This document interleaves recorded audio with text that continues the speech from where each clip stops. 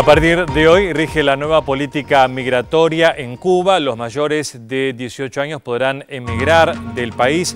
Claro que con un pasaporte que no es barato, es costoso para ellos por lo que cobran, y también deberán volver al país antes de los 11 meses para que el Estado no confisque sus propiedades si se quedan fuera de Cuba.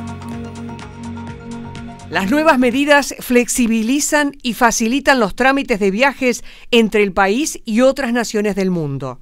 Los cubanos podrán solicitar sus pasaportes sin permiso de salida ni requisitos de carta de invitación. Las reacciones en las calles de La Habana no se hicieron esperar. Algunos califican este día como histórico. La iniciativa del gobierno de Raúl Castro despertó gran expectativa entre los cubanos y entre los posibles destinos, en especial Estados Unidos. El 85% de los 2 millones de emigrantes de la isla residen en Miami.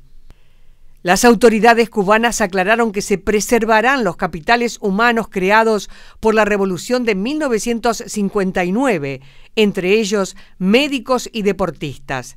Razones de interés público o de defensa y seguridad nacional son algunas de las excepciones que contiene la nueva ley migratoria.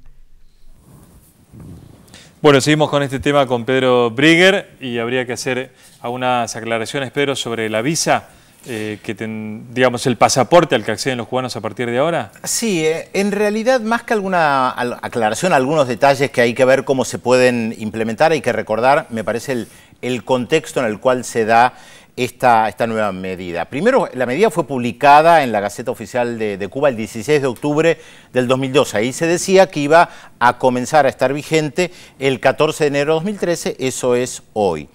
Se refiere a una ley de migración de 1976 y a lo que pasó inmediatamente después de la Revolución Cubana y el hostigamiento, por supuesto, por parte de los Estados Unidos. Hay que verlo en ese contexto. Hay que pensar que esta resolución de 1976 tenía que ver con un contexto internacional muy complicado para una isla, que había pasado la crisis de los misiles en la década del 60, que había tenido una invasión por parte de los Estados Unidos, que Estados Unidos además alentaba a que los cubanos abandonaran el país, se les daba la residencia casi de manera inmediata a cualquier cubano que saliera del país, que en Estados Unidos hay todo tipo de restricciones respecto de los cubanos que quieren llegar allí, salvo que lo hagan justamente eludiendo todos los controles que pueda haber en Cuba. Y además hay que tomar en cuenta lo que fue la influencia soviética en la política cubana durante varias décadas. Y los soviéticos también tenían medidas restrictivas respecto de su propia población, tenían serias dificultades para salir del país. Los soviéticos influyeron mucho